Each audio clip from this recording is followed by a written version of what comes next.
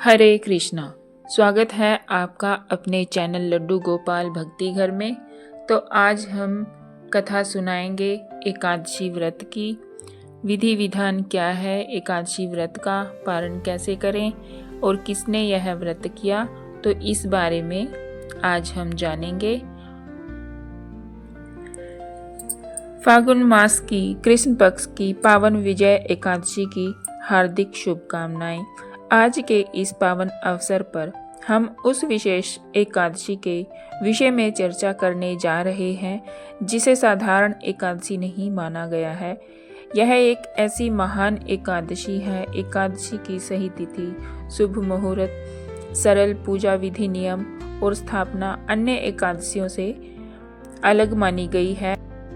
सभी एकादशियों का एक विशेष महत्व है। सभी एकादशियां अपने आप में महान है। इस एकादशी के विषय में जानना इसलिए आवश्यक है क्योंकि इसकी साधना केवल एकादशी के दिन से नहीं बल्कि दशमी तिथि से ही आरंभ हो जाती है। 3 एकादशियां ऐसी मानी गई हैं जिनकी स्थापना दशमी तिथि को ही की जाती है और विजय एकादशी उनमें से एक है। अधिकांश एकादशियों में नियम दशमी से प्रारंभ होते हैं, लेकिन विजय एकादशी में तो स्थापना ही दशमी के दिन की जाती है। इसीलिए जो भक्त इस व्रत को करना चाहते हैं उन्हें दशमी तिथि से ही अपने मन, वचन और कर्म को शुद्ध कर लेना चाहिए और भगवान के चरणों मन संकल्प लेना चाहिए कि यह एकादशी अत्यंत बड़ी और फलदायी मानी गई है। शास्त्रों में वर्णन आता है कि इस एकादशी का व्रत स्वयं भगवान श्री राम ने किया था। जब भगवान श्री राम लंका विजय के लिए समुद्र तट पर पहुंचे और विजय का उपाय खोज रहे थे, तब ऋषि मुनियों ने उन्हें विजय एकादशी का व्रत करने का विधान बताया था। एकादशी का व्रत करने का विधान बताया भगवान श्री राम ने विधि पूर्वक इस व्रत को किया और परिणाम स्वरूप उन्हें रावण पर विजय प्राप्त हुई। एकादशी के दिन किस प्रकार भगवान का पूजन करना है और पारण किस विधि से करना है ताकि आपको इस व्रत का पूर्ण फल प्राप्त हो सके। फाल्गुन माह स्वयं में अत्यंत पुण्यदायी माना गया है। इस माह की प्रत्येक तिथि का अपना महत्व है। फाल्गुन कृष्ण पक्ष में आने वाली यह विजय एकादशी अपने नाम के अनुरूप ही विजय प्रदान करने वाली, पारदों और संकटों का नाश करने वाली मानी गई है। भगवान नारायण स्वयं कहते हैं कि जो मनुष्य फाल्गुन मास में विधि पूर्वक इस एकादशी का व्रत करता है उसे हर क्षेत्र में विजय प्राप्त होती है। फाल्गुन कृष्ण पक्ष की विजय एकादशी को शत्रुओं पर विजय दिलाने वाली एकादशी कहा गया है। यह एकादशी जीवन की घोर से घोर कठिनाइयों और पराजय के भय को समाप्त करने वाली मानी जाती है। जो साधक श्रद्धा और नियम पूर्वक इस दिन भगवान विष्णु का पूजन करता है और रात्रि जागरण करता है, उसके जीवन की सभी बाधाएं नष्ट हो जाती हैं और उसे हर कार्य में सफलता मिलने लगती है। शास्त्रों में वर्णन मिलता है कि इस एकादशी का पुण्य प्रभाव वाजपेय यज्ञ के फल के समान माना गया है। पद्म पुराण में वर्णन है कि फाल्गुन कृष्ण पक्ष की विजय एकादशी का व्रत करने से मनुष्य को इस लोक में विजय और परलोक में अक्षय पुण्य की प्राप्ति होती है। यह व्रत मनुष्य को शत्रुओं के कुचक्र से भी बचाता है। इस दिन पितरों के लिए तिल मिश्रित जल से तर्पण करना अत्यंत पुण्यकारी माना गया है। विशेष रूप से फाल्गुन मास की एकादशी पर किया गया यह तर्पण पितरों को अत्यधिक तृप्ति प्रदान करता है। अब प्रश्न उठता है कि व्रत कैसे किया जाए। शास्त्रों के अनुसार विजय एकादशी के व्रत की तैयारी दशमी तिथि से ही आरंभ हो जाती है। दशमी के दिन से ही साधक को अपने आहार विहार और आचरण को शुद्ध कर लेना चाहिए। इस दिन से मांस, मदिरा और तामसिक भोजन का पूर्ण त्याग कर देना चाहिए तथा मन, वाणी और कर्म से संयम धारण करना चाहिए। दशमी की रात्रि से ही भगवान विष्णु का स्मरण करते हुए व्रत को संकल्प लेना चाहिए। इस व्रत को शास्त्रीय विधि और पूर्ण नियमों के साथ करना चाहिए। जो साधक श्रद्धा पूर्वक नियमों का पालन करते हुए इस व्रत को आरंभ करता है और विधि विधान से इसका समापन करता है, उसकी मनोकामनाएं अवश्य पूर्ण होती हैं। विजय एकादशी के दिन भगवान विष्णु के साथ साथ श्री राम परिवार का पूजन भी विशेष फलदायी माना गया है। वैसे तो प्रत्येक एकादशी पर पूजन का महत्व है, लेकिन फाल्गुन मास में विजय एकादशी के दिन 7 दिनों से भगवान की स्थापना कर पूजन करना अत्यंत शुभ माना गया है। और आगे हम यह भी जानेंगे कि विशेष पूजन किस विधि से करना है। शास्त्रों में इस एकादशी की महिमा का वर्णन करते हुए श्री सूत जी कहते हैं कि विजय एकादशी के महात्म्य के श्रवण मात्र से मनुष्य के पापों का नाश हो जाता है। त्रेता युग में जब भगवान राम लंका पर चढ़ाई करने के लिए समुद्र तट पर पहुंचे थे, तब उन्होंने देखा था कि समुद्र में मगरमच्छ और विषैले जीव भरे पड़े हैं। जल का विस्तार अथाह था। तब लक्ष्मण जी के सुझाव पर वे वगदालभ मुनि के पास गए और मुनि ने कहा, हे राम, फाल्गुन मास के कृष्ण पक्ष में जो विजय नाम की एकादशी होती है, उसका व्रत करने से आप निश्चय ही समुद्र को पार कर लेंगे और लंका पर विजय प्राप्त करेंगे। मुनि के वचन सुनकर भगवान राम ने उस तिथि के आने पर विधि पूर्वक व्रत किया। इस व्रत के प्रभाव से ही वानर सेना सहित भगवान श्री राम ने समुद्र पर सेतु बंधन किया और लंका पर विजय पताका लहराई। इस प्रकार यह एकादशी कठिन से कठिन कार्यों में भी सफलता दिलाने वाली मानी गई है। जब स्वयं परमात्मा ने मानव रूप में लीला करते हुए इस व्रत का आश्रय लिया, तो जो व्यक्ति संकल्प लेकर श्रद्धा से इसका पूजन करता है, उसके पुण्य और विजय का वर्णन करना किसी के लिए भी संभव नहीं है।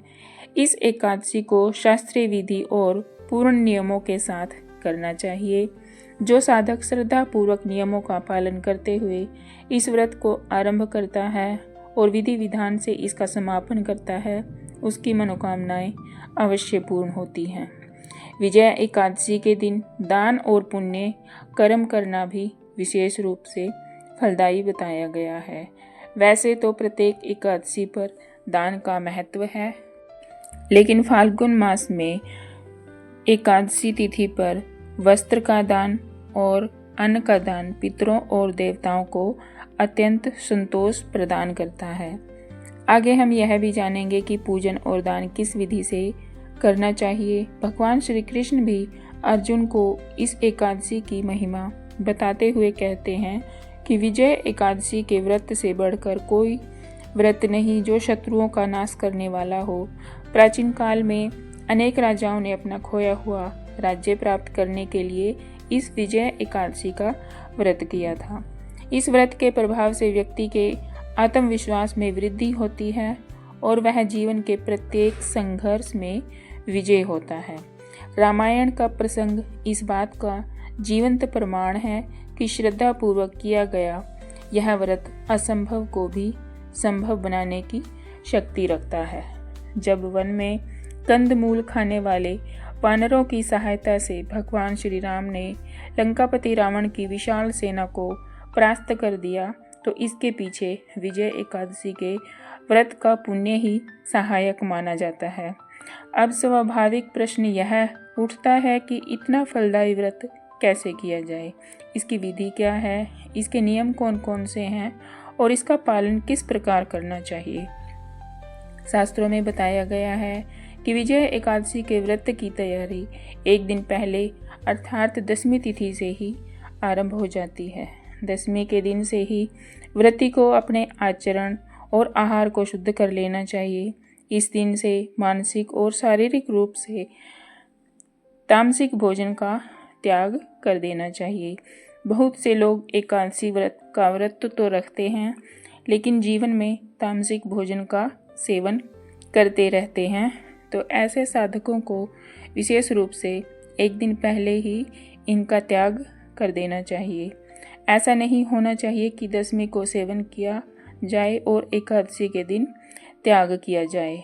दशमी तिथि से ही लहसुन, प्याज तथा तामसिक भोजन का प्रयोग वर्जित माना गया है। जो व्यक्ति एकादशी का व्रत कर रहा है उसे ब्रह्मचर्य का पालन करना अनिवार्य बताया गया है। शास्त्रों में यह भी कहा गया है कि एकादशी और द्वादशी के दिन बाल धोना निषिद्ध है, विशेष रूप से स्त्रियों के लिए। इस कारण दशमी तिथि को ही स्नान और शुद्धि कर लेनी चाहिए और उसी दिन से ब्रह्मचर्य का संकल्प लेना चाहिए कि यह ब्रह्मचर्य का नियम पारण तक बनाए रखें। इसके साथ ही तन और मन दोनों की शुद्धि पर विशेष ध्यान देना चाहिए। दशमी तिथि से शहद का प्रयोग भी वर्जित बताया गया है। इसीलिए यदि एकादशी के दिन पंचामृत बनाया जाए तो उसमें शहद का प्रयोग नहीं करना है। ना ही द्वादशी के दिन, एकादशी के दिन चावल का सेवन नहीं करना है। यह नियम सर्वविदित है। साथ ही लाल मसूर की दाल का त्याग भी दशमी तिथि से ही कर देना चाहिए। इन सभी नियमों के साथ दशमी तिथि से ही पालन करें। शास्त्रों में दशमी को एक समय भोजन करने का विधान बताया गया है। यदि स्वस्थ अनुमति दे तो दिन के समय केवल एक बार अन्न ग्रहण करना उत्तम माना गया है और रात्रि में अन्न सेवन से बचना चाहिए। हालांकि आज के समय में अनेक लोग औषधियों पर निर्भर रहते हैं या स्वास्थ्य संबंधी समस्याएं होती हैं। इसीलिए जिनके लिए यह नियम संभव ना हो वे अपने शरीर को कष्ट ना दें। रात्रि में सोने से पूर्व दंत धावन अवश्य कर लेना चाहिए ताकि मुख में अन्न का कोई अंश ना रहे। एकादशी के दिन प्रातःकाल सूर्योदय से पहले उठना चाहिए। फाल्गुन मास की एकादशी पर पवित्र नदियों में स्नान अथवा घर पर ही स्वच्छ जल से स्नान का अत्यंत बड़ा महत्व है।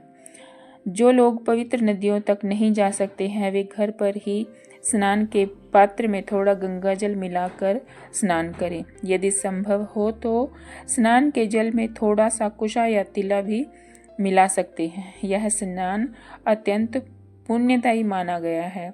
स्नान सूर्योदय से पहले या सूर्योदय के समय तक कर लेना उत्तम होता है। इससे दोहरा लाभ प्राप्त होता है। एक तो ब्रह्म मुहूर्त के स्नान का फल और दूसरा एकादशी व्रत का पुण्य फल। शास्त्रों में वर्णन आता है कि यदि कोई मनुष्य फाल्गुन मास में नियम पूर्वक भगवान विष्णु की आराधना कर लेता है उसे पापों से मुक्ति प्राप्त होती है। इसीलिए ऐसे पुण्य अवसर को हाथ से जाने नहीं देना चाहिए। स्नान के बाद स्वच्छ वस्त्र धारण करें, फिर एकादशी की कथा और महात्म्य का श्रवण करें। इसके पश्चात भगवान नारायण का विधि पूर्वक पूजन करें। अब बात करते हैं कि इस वर्ष विजय एकादशी का व्रत किस दिन किया जाएगा। वर्ष 2026 में फाल्गुन मास के कृष्ण पक्ष की एकादशी तिथि का आरंभ 12 फरवरी को दोपहर 12:22 पर हो रहा है और यह तिथि 13 फरवरी को दोपहर 2:25 तक रहेगी। इस प्रकार 13 फरवरी को सूर्योदय के समय एकादशी विद्यमान रहेगी। इसीलिए शास्त्र अनुसार विजय एकादशी का व्रत 13 फरवरी को ही करना उत्तम और श्रेष्ठ माना जाएगा। एक महत्वपूर्ण बात यह भी ध्यान रखने योग्य है कि एकादशी पर चावल ना खाने का जो नियम है वह एकादशी तिथि के आरंभ होते ही लागू हो जाता है, अर्थात 12 फरवरी को दोपहर 12:22 के बाद से ही चावल का सेवन वर्जित माना जाएगा। यह नियम केवल व्रती के लिए ही नहीं बल्कि सामान्य जन के लिए भी लागू होता है। इसीलिए इस समय के बाद चावल का सेवन नहीं करना चाहिए। 13 फरवरी को शुक्रवार का दिन है, इसीलिए प्रातः सूर्योदय लगभग 7 बजे के आसपास होगा। सूर्योदय से के पश्चात प्रातः काल का समय एकादशी पूजन संकल्प के लिए विशेष रूप से शुभ और कल्याणकारी रहेगा। इस समय में पूजन करने से व्रत का फल और भी अधिक प्राप्त होता है। अब पारण की बात करें तो क्योंकि व्रत 13 फरवरी को किया जाएगा इसीलिए पारण 14 फरवरी को किया जाएगा। 14 फरवरी को द्वादशी तिथि रहेगी और यह दिन शनिवार का होगा। पारण के लिए इस दिन प्रातः 7 बजे से 9:15 तक का समय विशेष रूप से शुभ माना गया है। यद्यपि पारण इस समय के बाद भी किया जा सकता है, लेकिन यदि शुभ मुहूर्त में किया जाए तो उसका फल अधिक प्राप्त होता है। अंत में एक आवश्यक बात और स्पष्ट करना आवश्यक है। कई तिथियों के घटने बढ़ने को लेकर भ्रम की स्थिति बन जाती है, क्योंकि एकादशी तिथि 12 फरवरी की दोपहर से शुरू हो रही है। कुछ लोग 12 फरवरी को ही व्रत मानने की भूल कर सकते हैं, लेकिन हमारे शास्त्रों में उदय तिथि का महत्व सर्वोपरि माना गया है। इसलिए 13 फरवरी को सूर्योदय के समय एकादशी तिथि है। इसीलिए गृहस्थ और वैष्णव सभी जनों के लिए 13 फरवरी का व्रत ही शास्त्र सम्मत है। तिथि को लेकर किसी भी प्रकार का संशय में पड़ने की आवश्यकता नहीं है। यही कारण है कि सही शास्त्रीय जानकारी का प्रसार अत्यंत आवश्यक है। आप सभी से निवेदन है कि जानकारी को अधिक से अधिक लोगों तक पहुंचाएं, ताकि भ्रम फैलने से पहले ही उसका निवारण हो सके। सभी श्रद्धालु सही विधि से भगवान नारायण की आराधना करते हुए इस पावन विजय व्रत को सफलतापूर्वक पूर्ण कर सकें और अगले दिन इसका पारण भी उतनी ही सावधानी और विधि पूर्वक करना आवश्यक होता है। पारण के दिन साधक को प्रातः सूर्योदय से पहले उठना चाहिए।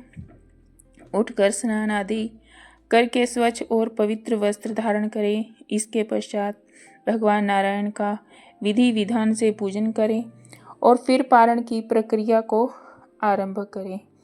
यहाँ यह बात विशेष रूप से समझने योग्य है कि पारण की पूजा और विधि अत्यंत महत्वपूर्ण मानी गई है। शास्त्र स्पष्ट रूप से कहते हैं कि चाहे आपने एकादशी का व्रत कितनी ही निष्ठा, नियम और संयम से क्यों न किया हो, यदि पारण सही विधि से नहीं किया गया तो व्रत का संपूर्ण फल प्राप्त नहीं होता। अब पारण के मूल नियमों को संक्षेप में समझ लेते हैं।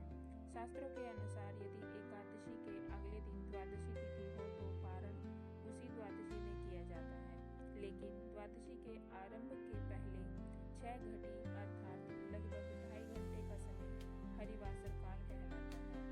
यह समय व्रत के लिए माना गया है, पारण के लिए नहीं। इसीलिए हरिवासर समाप्त होने और सूर्योदय हो जाने के पश्चात ही पारण करना चाहिए। यही पारण का मूल सिद्धांत है और इसका पालन प्रत्येक एकादशी पर अनिवार्य माना गया है। पूजन और इसका पालन प्रत्येक एकादशी पर आवश्यक माना गया है।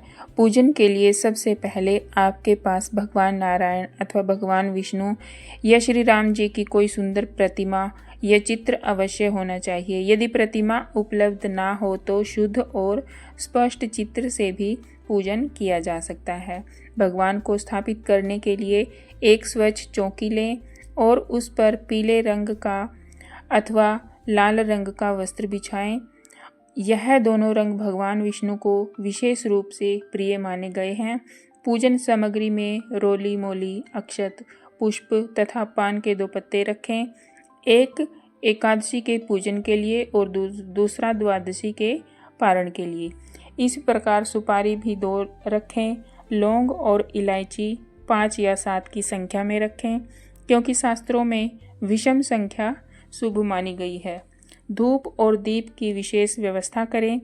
यदि आपकी श्रद्धा और सामर्थ्य हो तो एकादशी के दिन प्रातः पूजन के समय अखंड दीप प्रज्वलित करें, जिससे द्वादशी के पारण तक जलने दें। यदि अखंड दीप संभव ना हो तो एकादशी और द्वादशी दोनों दिन अलग अलग दीप प्रज्वलित कर सकते हैं। भगवान भाव के भूखे हैं, इसीलिए सामर्थ्य के अनुसार किया गया पूजन भी पूर्ण फल प्रदान करता है। नैवेद्य के रूप में 2 मौसमी फल का भोग अत्यंत उत्तम माना गया है। फाल्गुन मास में जो भी फल उपलब्ध हो उन्हें अर्पित करें। यदि फल उपलब्ध ना हो तो मिश्री अर्पित की जा सकती है। कुछ क्षेत्रों में बतासे का प्रयोग किया जाता है तो वहाँ बतासे भी चढ़ाए जा सकते हैं। भगवान को अर्पण हेतु दो चने रखें, एक एकादशी के लिए और एक द्वादशी के लिए। साथ ही इत्र भी रखें जिससे भगवान को सुगंध अर्पित की जा सके। एक तांबे या पीतल का लोटा अवश्य रखें, वही लोटा उपयोग करें जिसे आप प्रतिदिन पूजन में प्रयोग करते हैं। इन सब सामग्रियों के साथ भगवान नारायण का विधि पूर्वक पूजन करें। पूजन से पूर्व संकल्प अवश्य लें, क्योंकि बिना संकल्प के व्रत और पूजन पूर्ण फल नहीं देता। संकल्प के साथ भगवान का स्मरण करें और अपनी विजय व सफलता की कामना करें। पूजन के पश्चात एकादशी की कथा श्रवण करें और साथ ही विष्णु सहस्त्र नाम का पाठ या श्रवण अवश्य करें। शास्त्रों में कहा गया है कि एकादशी के दिन विष्णु सहस्त्र नाम का श्रवण हजारों यज्ञों के समान फल देता है।